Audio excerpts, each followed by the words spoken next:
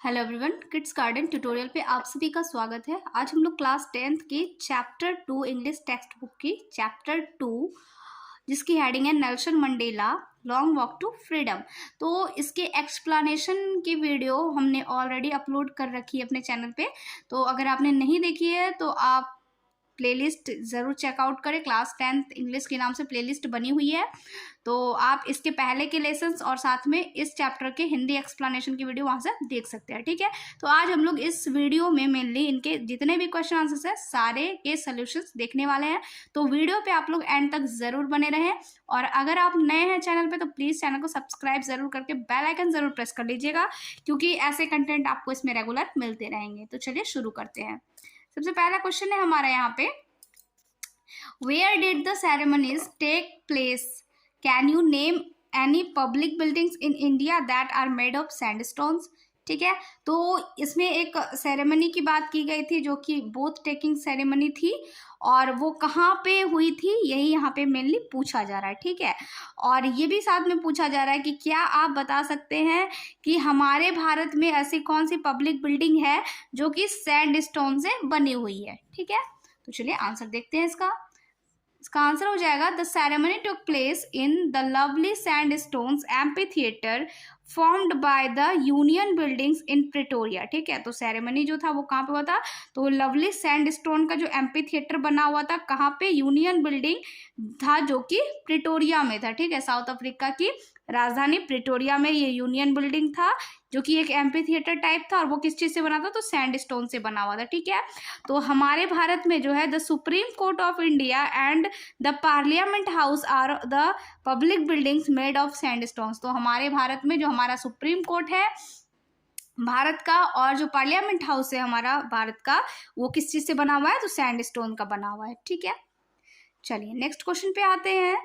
Can you से how 10th में is an autumn day in South Africa? कि आप बता सकते हैं कि किस तरीके से साउथ अफ्रीका में 10th में जो है वो एक ऑटम डे था। ठीक है, तो चलिए आंसर देखते हैं। 10th में is an autumn day in South Africa because this was the largest meeting of international leaders on South African soil to establish the first democratic non racial government in South Africa. देखिए यहाँ पे autumn day इसलिए कहा गया है, autumn जो शरद ऋतु होता है वो काफ़ी सुहावना होता है, मतलब उसमें ना ज़्यादा गर्मी होती है ना ज़्यादा ठंड होती है, तो वो काफ़ी प्लेजेंट सा मौसम होता है। ठीक है, तो इसीलिए यहाँ पे बात की जा रही है कि यहाँ पे जो साउथ अफ्रीका की बात की जा रही है कि साउथ अफ्रीका में 10th मई को किस तरीके से हम लोग ऑटम डे कह सकते हैं। तो इसलिए क्योंकि उस दिन वहाँ का भी जो वातावरण था वो काफ़ी सुहाना था, काफ़ी आनंदमय था। क्यों? क्योंकि वहां पे उस दिन क्या हो रहा था कि वहां पे जो है लार्जेस्ट मीटिंग, बहुत बड़ी मीटिंग बुलाई गई थी, और उसमें कौन शामिल हुए थे? तो इंटरनेशनल लीडर्स, जो देश विदेश के जो लीडर्स थे, महान नेता लोग थे, बड़े बड़े लोग थे, वो सारे उस दिन साउथ अफ्रीका की धरती पर आए हुए थे। किस लिए? तो वहां पर पहले लोकतांत्रिक सरकार की स्थापना करने के लिए आए हुए थे। ठीक है, तो इसलिए उस दिन को वहां पे ऑटम डे कहा गया था। ठीक है, चलिए थर्ड क्वेश्चन है हमारा, at the beginning of his speech Mandela mentions N extraordinary human disaster. What does he mean by this? What is the glorious human achievement he speaks of at the end? ठीक है, तो यहाँ पर जो है कि देखिए जब मंडेला जो है, नेल्सन मंडेला, जब वो अपना स्पीच शुरू करते हैं, अपना भाषण शुरू करते हैं, तो वो यहाँ पे जो है एक एक्स्ट्रा ऑर्डिनरी ह्यूमन डिजास्टर, एक मानवीय आपदा के बारे में बताते हैं। तो यहाँ पे पूछा जा रहा है कि वो कौन सी मानवीय आपदा है, यहाँ पे आपको वो बताना है, और लास्ट में फिर वो कहते हैं कि ग्लोरियस ह्यूमन अचीवमेंट। ठीक है, तो वो कौन सा अचीवमेंट की बात उन्होंने की है? तो चलिए आंसर देखते हैं, फिर पता चलेगा हमें। An extraordinary human disaster which Mandela mentioned at the beginning of his speech refers to apartheid, a type of discrimination based on skin color and it affect the black by whites। ठीक है, यहाँ पे जो उन्होंने अपने भाषण में सबसे पहले जो कहा है कि human disaster, extra ordinary human disaster, तो वो उन्होंने अपार्थेड के बारे में कहा है, रंग भेद की नीति जिसका मतलब होता है। और इसमें क्या होता था कि भेदभाव किया जाता था रंग के आधार पर, स्किन कलर के आधार पर, और ये वाइट के द्वारा, ब्लैक पे जो है किया जाता था, ठीक है। यानी गोरों के द्वारा जो है काले रंग के लोगों के साथ उत्पीड़न किया जाता था, ये कह के कि तुम्हारा रंग जो है वो काला है, उसके साथ में उत्पीड़न किया जाता था, ठीक है। तो यही रंग भेद की नीति थी, जिसे अपार्थाइड इंग्लिश में कहते हैं, ठीक है। इसी को उन्होंने एक्स्ट्राऑर्डिनरी ह्यूमन डिजास्टर बताया है। And at the end of he speak about the glorious human achievement that was first democratic non-racial government in Africa, ठीक है। और अंत में जो उन्होंने बात की है कि ग्लोरियस ह्यूमन अचीवमेंट, तो उनकी बहुत बड़ी अचीवमेंट क्या है वहाँ पे, तो यही कि वहाँ पे पहली बार एक लोकतांत्रिक सरकार बनी है अफ्रीका में, जो कि अब कोई भी भेदभाव और कोई अपार्थाइड की नीति उस पे बेस नहीं थी, ठीक है। अब वो सारे नियम खत्म हो चुके थे और वहां पे पहले लोकतांत्रिक सरकार बन गई थी। तो ये एक ह्यूमन अचीवमेंट था। चलिए नेक्स्ट क्वेश्चन पे आते हैं। 4 नंबर क्वेश्चन है हमारा कि what does Mandela thank the international leader for, ठीक है। कि मंडेला जो है वो जो विदेशों से जो लीडर्स जो नेता लोग आए हुए थे उनको किस चीज के लिए धन्यवाद कर रहे थे। तो Mandela felt lucky to be the host of the international nations. He thanked international leaders for coming and take possession with the people of his country of what is after all a common victory for justice, for peace, for human dignity, ठीक है। तो Mandela जो है उनके आने के लिए धन्यवाद कर रहे हैं कि वे सारे लोग जो अंतर्राष्ट्रीय नेतागण है सब उनके साउथ अफ्रीका में आए हैं, उनके लोगों के साथ में है, सपोर्ट में है। और ये जो आज जीत हुई है ये सिर्फ साउथ अफ्रीकन की नहीं हुई है, सिर्फ साउथ अफ्रीका के लोगों के लिए ये जीत नहीं थी, बल्कि ये पूरी मानव जाति की जीत थी। ये एक कॉमन विक्ट्री थी, ठीक है। यानी कि सभी के लिए ये जीत थी, ठीक है। क्योंकि वहां पे विदेशों में से भी आए हुए लोगों के साथ में भी वैसा व्यवहार ही किया जाता था, ठीक है। तो इसलिए इसको एक कॉमन विक्ट्री बताया गया है, ठीक है। चलिए 5 नंबर आंसर पे आते हैं कि what ideas does he set out for the future of South Africa, कि उन्होंने साउथ अफ्रीका के फ्यूचर के लिए कौन से आइडियाज सेट किए थे। तो he plays himself to liberate all his people from poverty, deprivation, sufferings, gender and other discrimination, ठीक है। तो उन्होंने जो है उस दिन शपथ लिया था कि मैं जो है यहाँ के लोगों को गरीबी से आज़ादी दिलाऊंगा, डिप्रिवेशन यानी कि किसी भी तरह की उनको अब जो है बंधन का सामना नहीं करना पड़ेगा, हर चीज़ से मैं मुक्त करूंगा उनको कोई भी सफरिंग्स नहीं होगी। और जैसे कि जेंडर जैसे लिंग भेद होता है उस तरह की का कोई भी उनको परेशानी नहीं होगी। और अदर डिस्क्रिमिनेशन जैसे कि वहाँ पे अपार्थाइड का जो नियम था कि वहाँ पे रंग भेद नीति अपनाई जाती थी, तो उस तरीके का अब वहाँ पे कुछ भी नहीं होगा। तो ये उन्होंने अपना एक आइडिया सेट किया था अपने आने वाले फ्यूचर के लिए। चलिए नेक्स्ट है हमारा कि what do the military generals do, how does their attitude change and why, ठीक है। कि जो मिलिट्री जनरल्स थे वे लोग क्या कर रहे थे और उनका जो एटीट्यूड है वो किस प्रकार चेंज हो गया था नेल्सन मंडेला के लिए और क्यों। तो आंसर देखते हैं। The military generals saluted him and pledge their loyalty but not so many years before they would not have saluted but arrested him, ठीक है। तो क्या हुआ कि अभी जो मिलिट्री जनरल्स है वो जो है नेल्सन मंडेला को सैल्यूट कर रहे थे और साथ में जो है वो शपथ भी ले रहे थे अपने ईमानदारी की कि वो अपने देश के प्रति ईमानदार रहेंगे, ठीक है। और यही कुछ समय पहले की बात है जब वे ना ही उन्हें सैल्यूट करते थे बल्कि उन्हें अरेस्ट कर रहे थे, ठीक है। तो इस तरह से उनका जो है एटीट्यूड अभी चेंज हो गया है कि अभी वो उनको सैल्यूट कर रहे हैं। Their attitude has change because of struggle of south African people against apartheid. और ये किस प्रकार से चेंज हुआ है, क्योंकि ये जो है परिणाम निकला है किस चीज़ का, संघर्ष का, जो कि वहाँ के लोगों ने साउथ अफ्रीकन लोगों ने जो संघर्ष किया किसके विरुद्ध, तो अपार्थाइड यानी कि जो वहाँ पे रंग भेद की नीति थी उसके विरुद्ध जो है स्ट्रगल जो संघर्ष किया था उसी का ये परिणाम था कि आज इन मिलिट्री जनरल्स का जो एटीट्यूड है वो चेंज हो गया है, ठीक है। और आज वो उन्हें सम्मान दे रहे हैं और उन्हें सैल्यूट कर रहे हैं, ठीक है।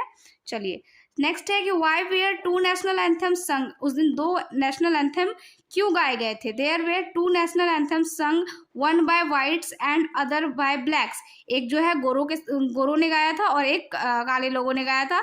This symbolise the equality between people of South Africa. ये जो है ये दर्शा रहा है कि अब साउथ अफ्रीका के लोगों के बीच में जो है क्या है, इक्वलिटी यानी कि समानता का भाव है। ठीक है, चलिए अगला क्वेश्चन है कि what does courage mean to Mandela. Mandela के लिए करेज का क्या मतलब था, साहस का क्या मतलब था?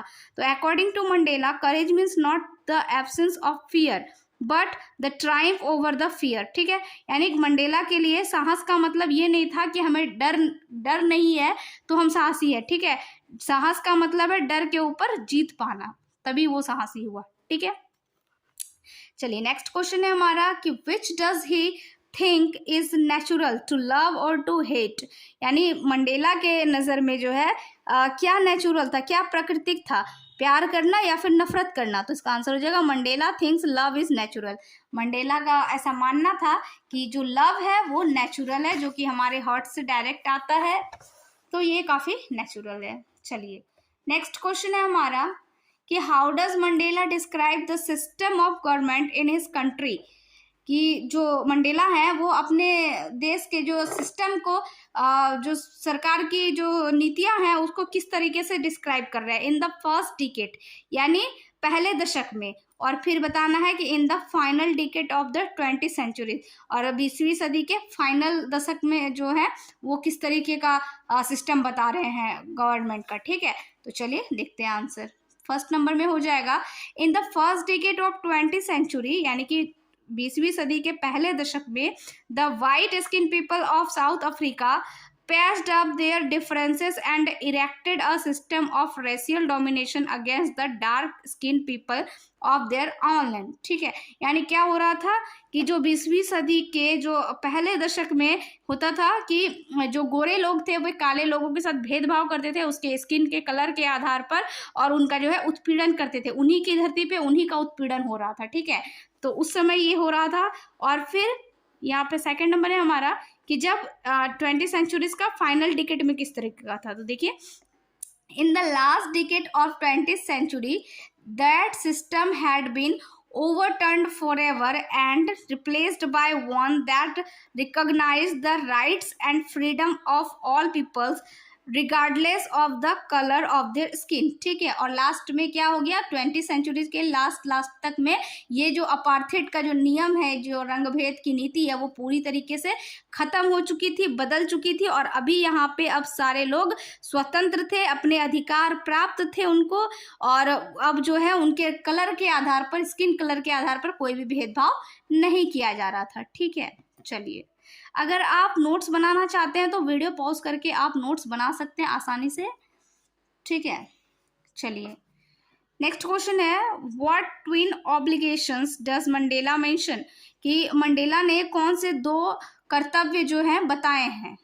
तो देखिए Mandela mention twin obligation to his family, to his parents, to his wife and children, and he has an obligation to his people, his community, his country. ठीक है, तो यहाँ पे वो दो ऑब्लिगेशन बताते हैं। एक तो बताते हैं वो अपने परिवार के लिए, अपने माता पिता के लिए, अपने पत्नी के लिए, बच्चों के लिए, और दूसरी जो कर्तव्य बताते हैं वो अपने देश के लिए, अपने समुदाय के लिए, अपने देश के लोगों के लिए, उसके लिए बताते हैं। तो यहाँ पे वो दो तरीके का ऑब्लिगेशन का बात कर रहे हैं। ठीक है, चलिए नेक्स्ट क्वेश्चन है हमारा कि what did being free mean to Mandela as a boy and as a student. ठीक है, कि मंडेला के लिए जो है फ्री का मतलब क्या था, यानी स्वतंत्रता का क्या मतलब था जब वो एक लड़का थे और जब वो एक स्टूडेंट थे। How does he contrast this transitory freedom with the basic and honourable freedom. तो वो जो है इन आज़ादी को किस तरीके से देखते हैं। ठीक है, तो चलिए देखते हैं इसका answer. Like any other boy Mandela thought freedom means do what I want. ठीक है, हर लड़के की तरह मंडेला का भी यही सोचना था कि आज़ादी का मतलब यही है कि जो मैं चाहता हूँ, जो मैं करना चाहता हूँ। ठीक है, enjoy the life with his own way, यानी अपनी ज़िंदगी को अपने अनुसार, अपने तरीके से जीना, यही आज़ादी का मतलब है। जब वो एक लड़का थे उस समय ये सोचते थे। ठीक है, once you are adult you have earned a livelihood to bring the bacon home. It's only then when get an honorable existence in the family and in the society. ठीक है, और जब आप बड़े हो जाते हैं तो आप किस चीज़ की आज़ादी चाहते हैं कि हम अपने मन मुताबिक कुछ भी काम कर पाएँ जिससे हमारी जो है जीविका चल पाए, जिससे हम अपनी फैमिली को चला पाए। तभी क्या होगा कि हम जो है अपने मन मुताबिक जी पाएंगे और जो है हम अपने समाज में अच्छी स्थिति बना पाएंगे। जब वो एडल्ट थे तब वो ऐसा सोचते थे। ठीक है, ये था उनका आज़ादी का मतलब। चलिए नेक्स्ट क्वेश्चन है कि does Mandela think the oppressor is free, why not? कि क्या मंडेला ऐसा सोचते हैं कि जो ऑपरेसर यानी कि जो उत्पीड़न करने वाला है वो क्या फ्री है, वो क्या आज़ाद है, क्यों और क्यों नहीं? तो देखिए, Mandela does not think that the oppressor is free because oppressor is a prisoner of hatred, he is locked behind the bars of prejudice and narrow minded. ठीक है, तो कहते हैं मंडेला कि मंडेला का ऐसा कहना है कि जो उत्पीड़न करने वाला वो भी आज़ाद नहीं है। ठीक है, क्यों? क्योंकि वो जो है घृणा का कैदी बना हुआ है। ठीक है, कि वो हर बात पे बिना किसी रीज़न के हर किसी से भी घृणा करता है, इसी कारण वो दूसरे का उत्पीड़न करता है। ठीक है, और वो जो है ना अपने इस संकीर्ण दिमाग का जो है बंदी बन चुका है, उसके वो जो कैद में है। ठीक है, यानी उसका माइंड जो है संकीर्ण है, बहुत छोटा उनका दिमाग है और उसी में वो बंद है। ठीक है, तो इसलिए वो भी फ्री नहीं है। चलिए नेक्स्ट क्वेश्चन पे आते हैं। नेक्स्ट है हमारा क्वेश्चन कि why did such a large number of international leaders attend the inauguration, what did it signify the triumph of? ठीक है, कि जो है उस दिन साउथ अफ्रीका में जो इनॉग्रेशन हो रहा था तो वहाँ पे बड़ी संख्या में लोग क्यों आए हुए थे, इंटरनेशनल लीडर्स क्यों आए हुए थे, और ये जो है ये किस चीज़ के जीत का जो है साइन था यानी कि प्रतीक था। ठीक है, तो आंसर देखते हैं।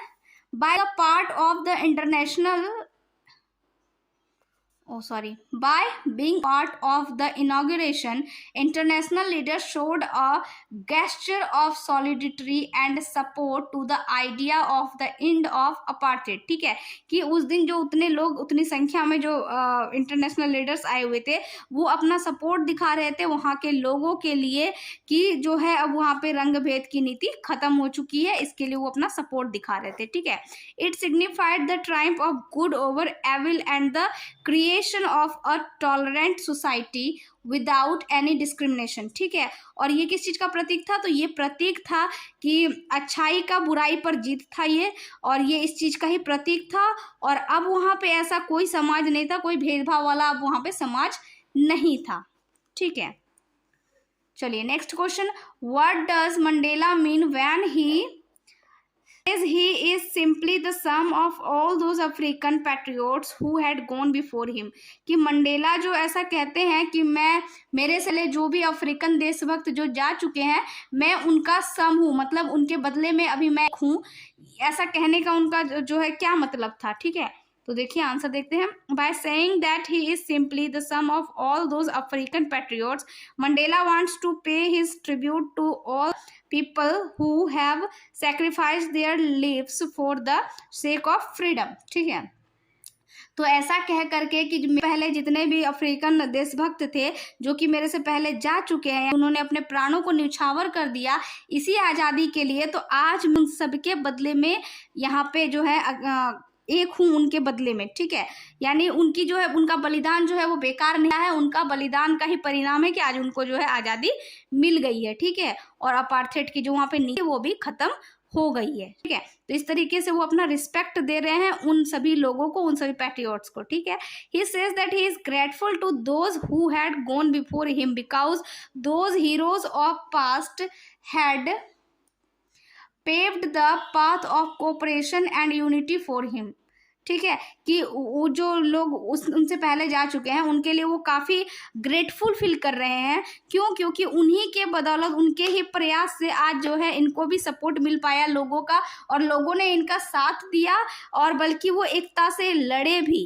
ठीक है, therefore he could try to come to power to bring equality for his people with their support। और इसी का परिणाम है कि आज लोगों ने उनका साथ दिया और वो जो है इस समानता को साउथ अफ्रीका में ला पाए कि आज सभी लोग जो है एक समान एक बराबर है, ठीक है, उनके सपोर्ट की वजह से।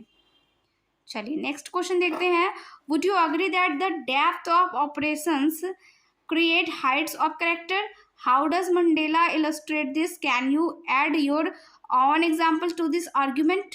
ठीक है, कि जो उत्पीड़न का जो सीमा है यानी उत्पीड़न की जो गहराई है उससे जो है बड़े ऊंचे कैरेक्टर के लोग निकलते हैं, ठीक है।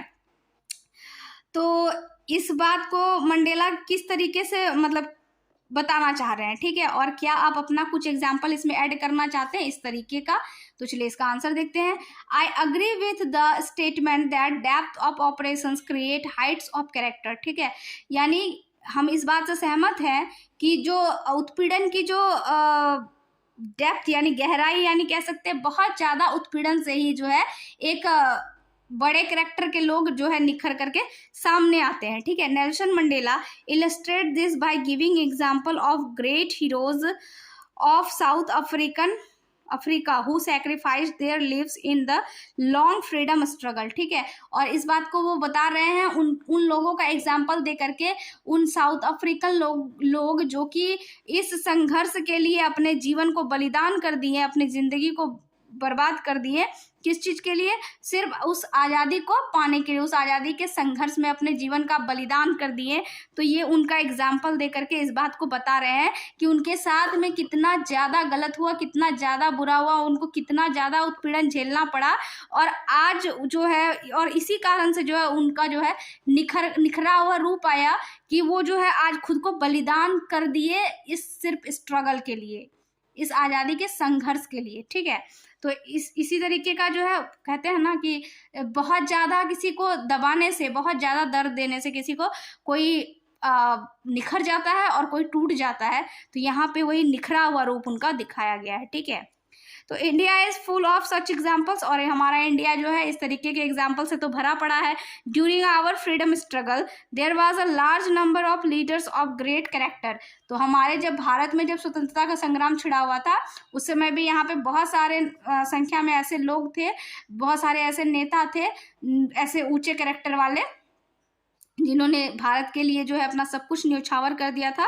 Probably the operations of British rules created so many man of such character. और जो है ब्रिटिश रूल, जब ब्रिटिश की जो सरकार थी तो उनके समय में जो उत्पीड़न वो दे रहे थे उसी समय जो है इस तरीके के बहुत सारे कैरेक्टर जो है सामने निखर करके आए थे। चलिए नेक्स्ट है हमारा कि how did Mandela's understanding of freedom change with age and experience, कि मंडेला की जो आज़ादी को लेकर के जो समझ थी वो किस प्रकार उनके एज और उनके एक्सपीरियंस के साथ में बदली, ठीक है। तो देखिए Mandela understanding of freedom change with age and experience, यानी कि मंडेला का जो अंडरस्टैंडिंग था फ्रीडम को लेकर के वो एज और एक्सपीरियंस के साथ में कैसे चेंज हुआ। He was care free and felt free during his childhood as he could do all he wanted without having to worry about the outside, ठीक है। जब वो छोटे थे तो वो थे कि जो मैं चाहता हूँ वो मैं कर सकता हूँ, बस वही आज़ादी है, ठीक है, बिना दुनिया की परवाह किए हुए, ठीक है। Later in his life his definition of freedom changed, लेकिन जिंदगी में जैसे जैसे वो आगे बढ़ते गए तो उनका जो है आज़ादी का परिभाषा जो है वो चेंज होने लगा था, ठीक है। As a desired other things, जब उन्हें जो है और भी दूसरे चीज करने की जब उनकी इच्छा हुई तभी उनको पता चला कि नहीं, हमसे तो ये आज़ादी पहले ही छीन ली गई है, ठीक है। After gaining experience and perspective he realise that freedom has been taken away from all the black African and he needed to fight to make sure that it is restored, ठीक है। और क्या हुआ कि जैसे ही वो समय के साथ जैसे बड़े होते गए और जब उन्होंने कुछ अलग करना चाहा, कुछ और एक्स्ट्रा अपने देश के लिए करना चाहा, तब उनको पता चला कि उनसे जो है सारी आज़ादी पहले से ही ले ली गई है, यानी जो भी वहाँ के ब्लैक अफ्रीकन्स थे, काले लोग थे अफ्रीका के, उनसे वो आज़ादी छीन ली गई है, ठीक है। और फिर उन्हें पता चला कि हम जो है आज़ाद नहीं है और हमें इस आज़ादी की ज़रूरत है, और फिर उन्होंने जो है उसके लिए फाइट किया, ठीक है, कि हमें ये आज़ादी चाहिए। तो इस तरीके से जो है उनका आज़ादी का मतलब बदल गया था। चलिए नेक्स्ट एंड लास्ट क्वेश्चन है हमारा इस चैप्टर का। आई होप कि आपको ये वीडियो अच्छी लगी हो, और अच्छी लगी है तो प्लीज़ वीडियो को लाइक किए बिना मत जाइएगा। तो चलिए देखते हैं क्वेश्चन हमारा कि how did Mandela's hunger of freedom change his life, कि जो मंडेला की जो आज़ादी के लिए जो भूख थी वो उनके ज़िंदगी को किस तरीके से बदल दी थी। तो देखिए, the hunger of his own freedom become the hunger for the freedom of his people. जो आज़ादी की उनकी अपनी भूख थी वो बाद में जो है अपने देश के लोगों के लिए आज़ादी बन गई थी, ठीक है। मतलब मेरी आज़ादी मतलब मेरे देश के लोगों के लिए आज़ादी जो है वही मेरी आज़ादी होगी, ठीक है। तो अब उन्हें सिर्फ अपने लिए नहीं लड़ना था, अपने देश के लोगों के लिए लड़ना था, ठीक है। This desire of a non racial society transformed him into a virtuous and self sacrificing man.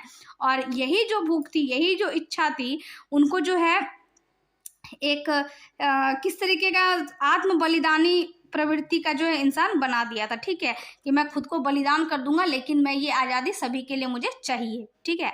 He joined the African National Congress and this changed him from a frightened young man into a bold man. और फिर उन्होंने क्या किया कि African National Congress जो party थी उसको उन्होंने ज्वाइन कर लिया, और फिर वहां जा करके जो है वो एक डरे हुए लड़के से जो है एक बोल्ड मैन अब बन चुके थे, ठीक है।